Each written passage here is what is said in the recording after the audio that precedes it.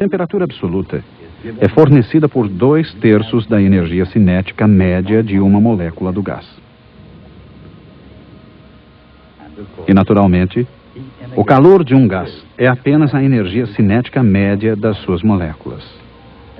Em outras palavras, o calor e a temperatura podem estar relacionados a uma propriedade mecânica, a energia cinética das moléculas individuais do gás. Mais uma vez, não importa de onde sobem, onde caem, todas as temperaturas estão relacionadas à pressão do gás. A equação PV igual NKT. Uma equação vital, tanto na física quanto na química. É conhecida como a lei de gás ideal. Nem todos os gases são ideais, mas a lei do gás ideal descreve com precisão o comportamento dos numerosos gases reais. Mais do que uma definição da escala de temperatura absoluta, ela expressa tanto a lei de Boyle quanto a lei de Charles e conduz a uma teoria cinética da temperatura. Não sei se você entende de carros. Se entende, diga logo, por favor. Aqui certamente temos problemas. Eu sou um vendedor de enciclopédias. Eu vou lhes mostrar parte do material que tenho comigo, mas... E esses sons suaves nos trazem a hora certa aqui na KNT. E agora uma mensagem do nosso patrocinador. And now, a word from our sponsor.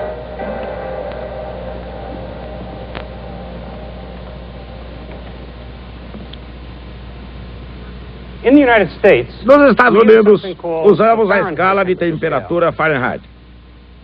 Já ouvi histórias absurdas sobre como surgiu essa escala. Mas vou contar o que aconteceu realmente. Daniel Fahrenheit não era um cientista.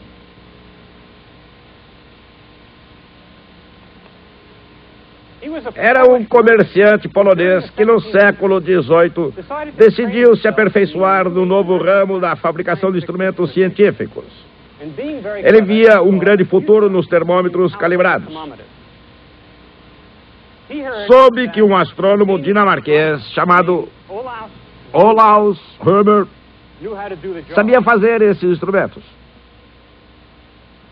Viajou então para a Dinamarca com o objetivo de ver Rømer calibrar os seus termômetros.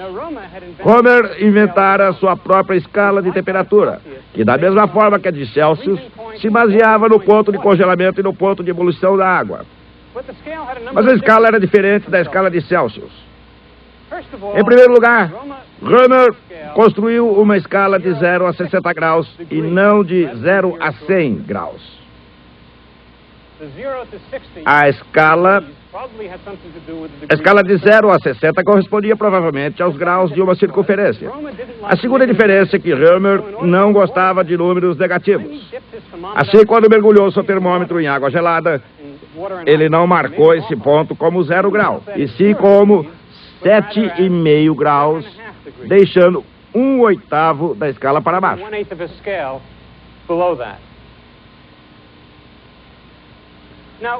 No dia em que Fahrenheit veio observar Rømer calibrar seus termômetros, Rømer fabricava termômetros para serem utilizados com fins meteorológicos. Um termômetro para fins meteorológicos não deveria assinalar do ponto de congelamento da água ao seu ponto de ebulição, pois a temperatura raramente atinge essa marca. Rømer fez uma marca no ponto de congelamento e outra marca assinalando a temperatura do corpo humano.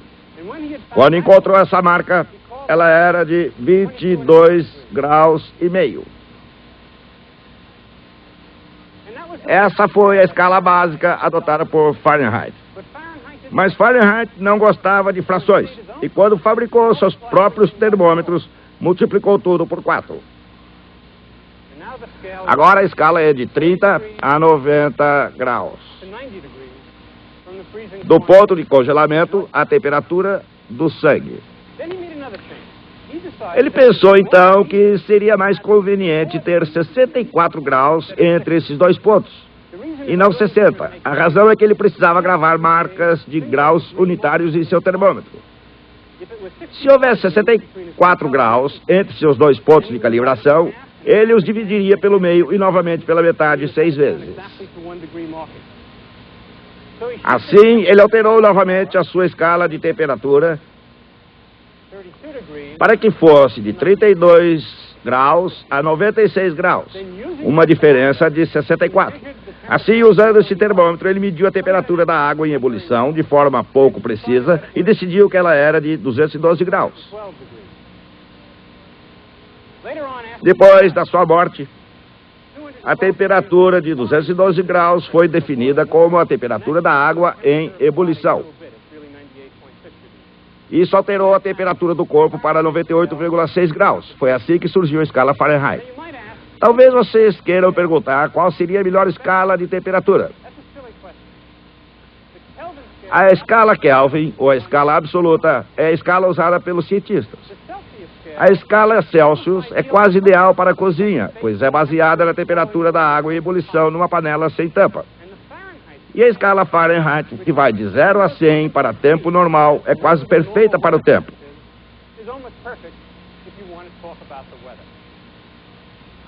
Bom, é isso aí. Até a próxima.